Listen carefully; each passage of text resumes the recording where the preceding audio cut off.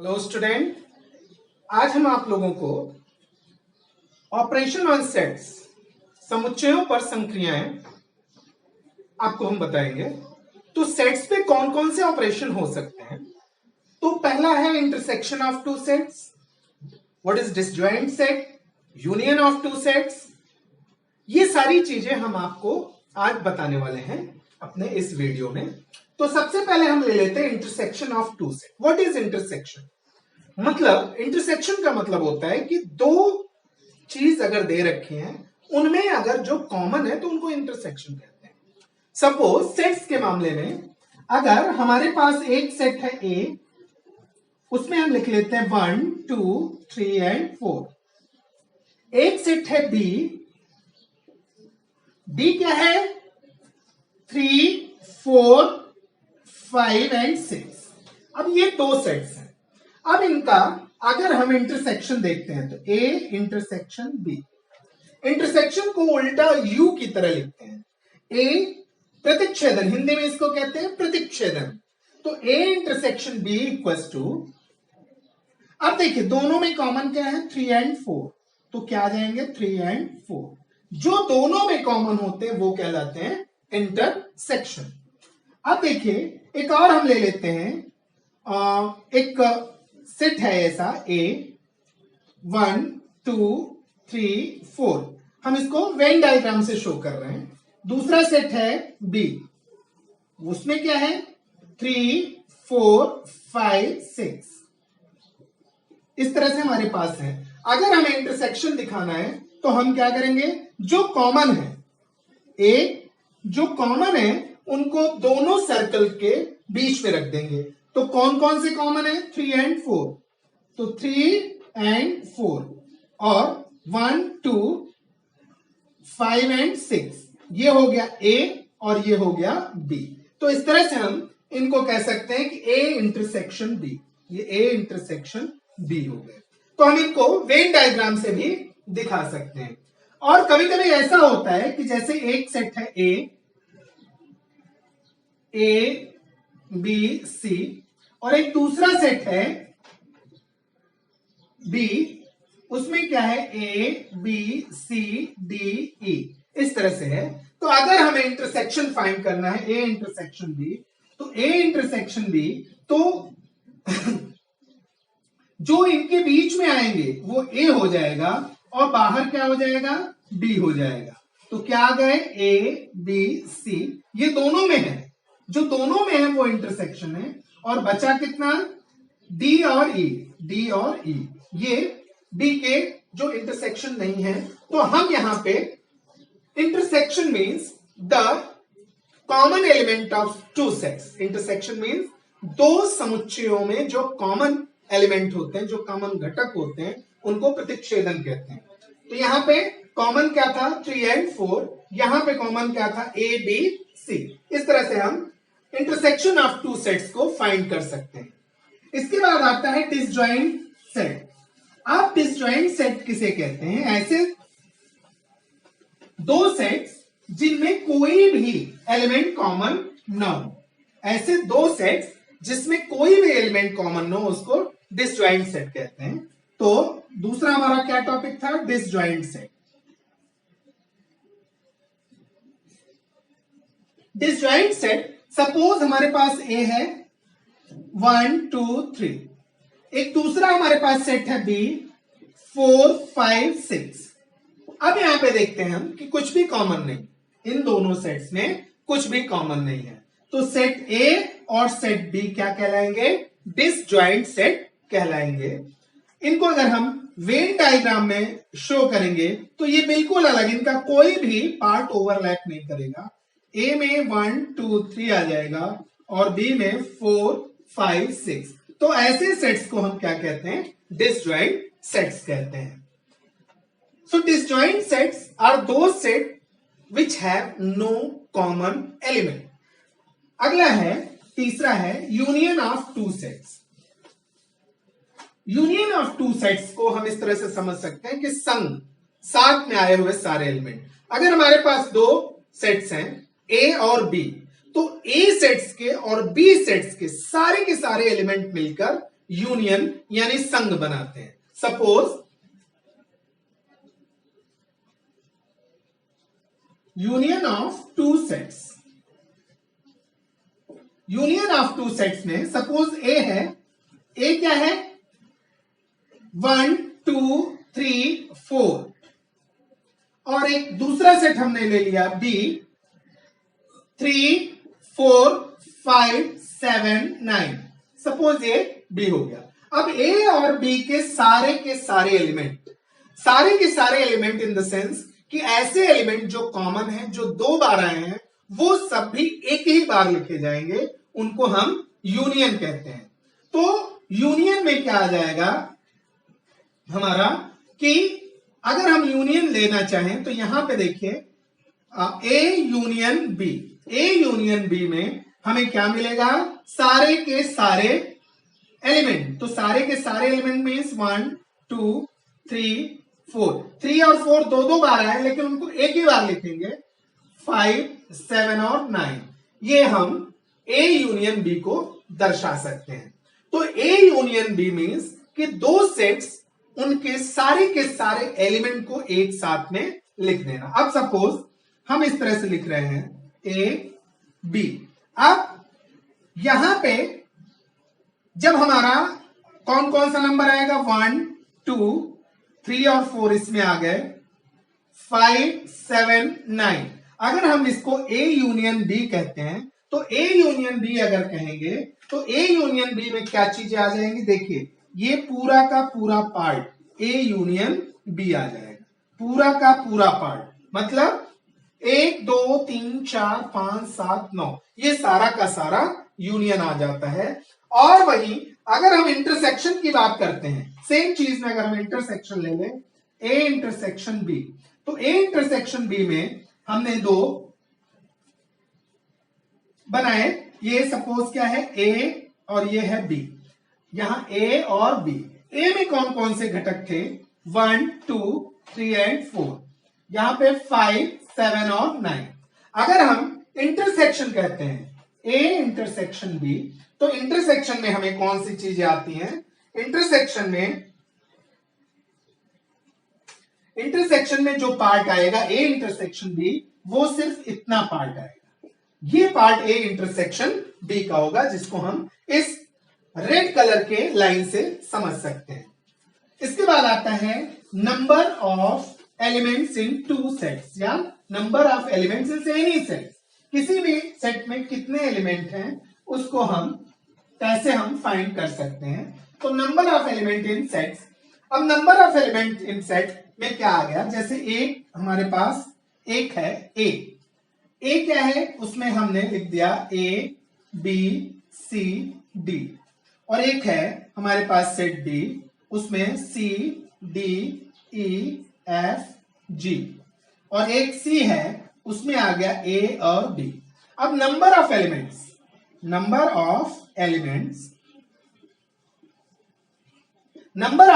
हमको अगर यहां फाइंड करना है तो देखिए हम इनको काउंट करते हैं, 2 3 4, 1 2 3 4। तो इसको लिखते कैसे, number of element in A sets है, उसके पहले एन हम यूज कर देते हैं, तो नंबर ऑफ एलिमेंट आ गया। अब इसके अंदर के जो एलिमेंट्स हैं, जो घटक हैं, उनको काउंट कर लेते हैं, 1 2 3 4। तो number of element in A equals to 4। वहीं पे number of elements in B equals to 1 2 3 4 5। So number of element in B equals to 5। सारे के सारे जो इनके घटक हैं, सारे के सारे जो एलिमेंट्स हैं, उनको काउंट करके लिख लेते हैं। यहां पे अगर नंबर ऑफ एलिमेंट इन सी देखें तो कितना आ गया, सिर्फ 2 है, तो ये 2 एलिमेंट्स हो जाते हैं। मतलब किसी भी सेट में जो उनके घटकों की संख्या, जो उनके एलिमेंट्स की संख्या नंबर्स हैं, उनको हम number of element in set कहते हैं। इसमें n A n B n C या जो भी आपका सेट है उसके पहले ब्रैकेट के बाहर एल लगाकर उसको हम शो कर सकते हैं। इसके बाद आता है relation between union and intersection. Relation between union and intersection of two sets।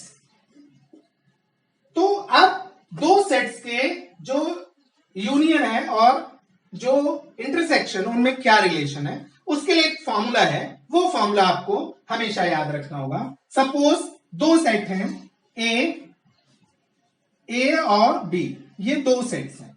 सो अब हमके जो इनके जो नंबर्स हैं उनमें क्या रिलेशन होता है उनको हम कैसे फाइंड करेंगे। तो ए में कितने एलिमेंट हैं, एलिमेंट सपोज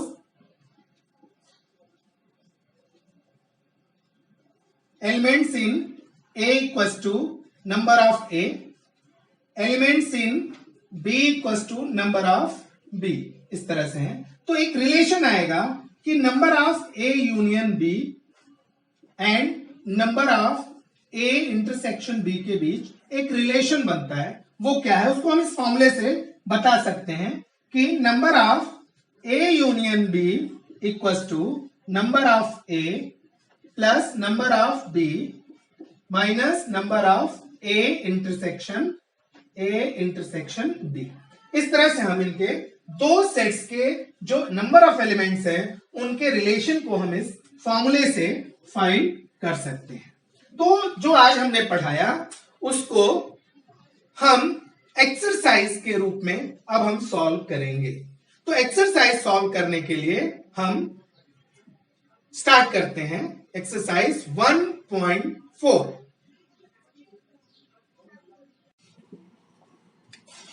प्रैक्टिस सेट 1.4 का फर्स्ट क्वेश्चन है कि इफ एन ए गिवन है, number of A equals to 15,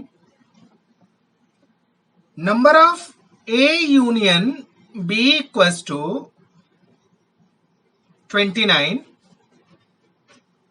number of A intersection B equals to 7, so number of B हमें फाइंड करना है। नंबर ऑफ B कितना है वो हमें फाइंड करना है। अभी हमने आपको फॉर्मूला बताया कि number of A union B के लिए क्या फॉर्मूला था, equals to number of A plus number of B minus number of A intersection B. Value रख देते हैं, number of A union B कितना है 29 equals to number of A 15 plus number of B हमें find करना है minus number of A intersection B कितना है 7। So 29 equals to 15 minus 7 8 plus number of B, therefore number of B equals to 29 minus 8 equals to 21। So number of B जो question में पूछ रहा है वो कितना आ जाएगा 21। फिर लेते हैं हम लोग question number 2।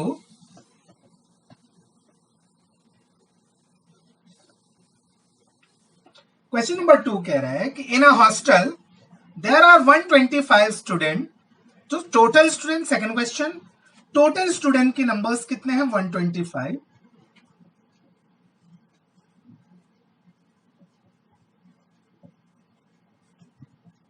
Equals to 125। Number of student who drink tea is 80। तो number of student who drink tea equals to 80। Number of student who drink coffee, तो नंबर ऑफ कॉफी लिख देते हैं, वो कितना है 60 and 20 student drink coffee and tea both. So number of tea intersection coffee, जो दोनों पीते हैं कॉफी और टी, वो कितने हैं 20 हैं। तो कह रहा find the number of student who do not drink tea और कॉफी। ऐसे स्टूडेंट जो कि ना तो कॉफी पीते हैं ना तो चाय पीते हैं। सो फॉर्मूला हम यूज करेंगे, number of T union coffee equals to number of T plus number of coffee minus number of T intersection coffee. So number of T कितना है 80 प्लस नंबर ऑफ कॉफी कितना है 60 minus number of T और coffee, जो coffee और T दोनों पीते हैं वो कितने हैं 20। सो ये कितने हो गए 140 minus 20 equals to 120. So number of T union coffee equals to 120.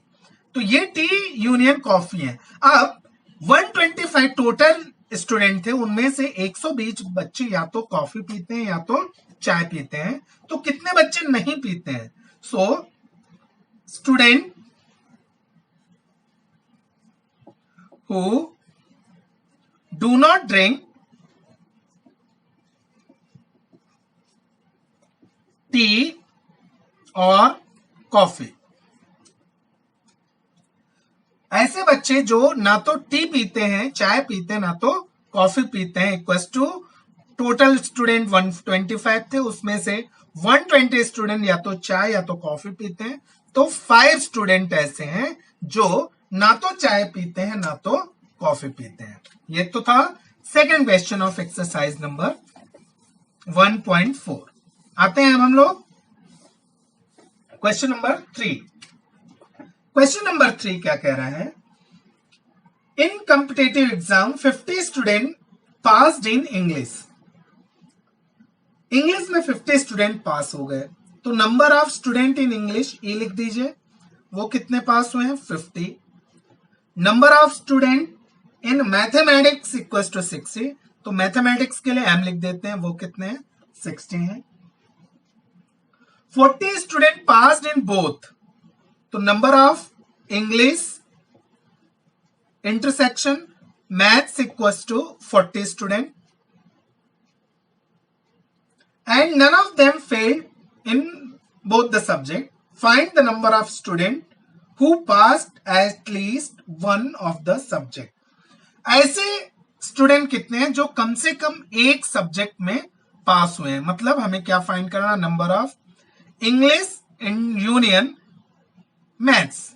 ऐसे बच्चे जो पास हुए हैं इंग्लिश में या मैथ्स में, दोनों में से कम एक में पास हुए हैं. तो फॉर्मूला वही, number of English union maths equals to number of English plus number of maths minus number of English intersection maths equals to 50 plus 60 minus 40 equals to 110 minus 40 equals to 70 student. So 70 student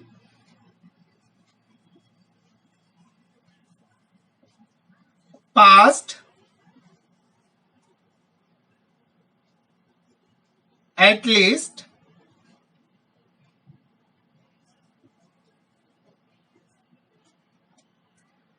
in one subject.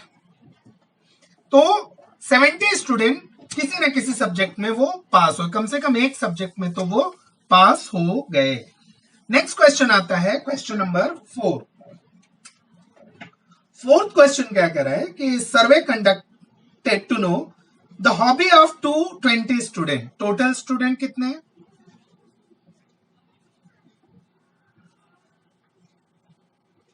Equals to 220. Out of which 130 student informed about their hobby as rock climbing. So number of rock climbing R हम ले लेते हैं, equals to कितने? 130 थे. 180 student inform about their hobby as sky watching. Number of, तो rock climbing को RC हम ले लें, sky watching को SW ले लें, equals to 110 student. 110 student. There are 180 student sky watching के लिए है. 180 student. There are 110 student who follow both hobby. तो number of RC intersection sky watch equals to 110. So कह रहा है कि then how many student do not have any of two hobbies. दोनों में से ऐसे कितने बच्चे जिनको कोई हॉबी नहीं है? तो पहले हम यूनियन फाइंड कर दें. तो number of RC union number of W sky watching equals to number of rock climbing plus number of sky watching minus number of rock climbing intersection sky watching. 130 plus 180 minus 110. So 310 minus 110 equals to 200. So 200 students को कोई न कोई hobby है, चाहे तो वो rock climbing हो, चाहे वो हो sky watching. Therefore, student do not have any hobby.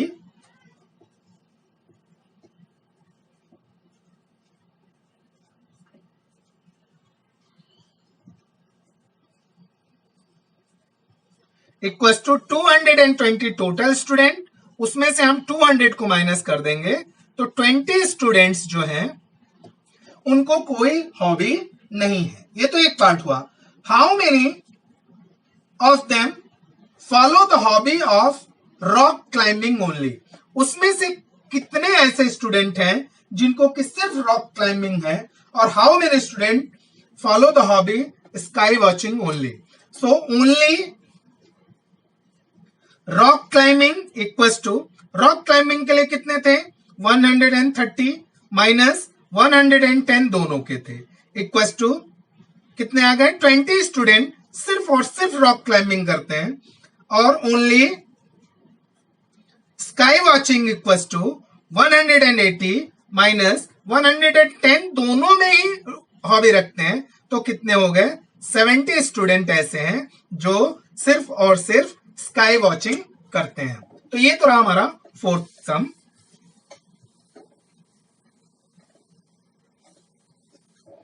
अब आते हैं हम लोग फिफ्थ सम में. फिफ्थ सम क्या कह रहा है, एक वेन डायग्राम दे रखा है. वेन डायग्राम हम पहले बना लेते हैं. यहां पे देखते हैं क्या है वेन डायग्राम. यहां पे देखिए एक वेन डायग्राम, दो सर्कल बनाए हुए हैं. ये ए है, ये बी है. इनके एलिमेंट्स हैं x, y, z, m, n.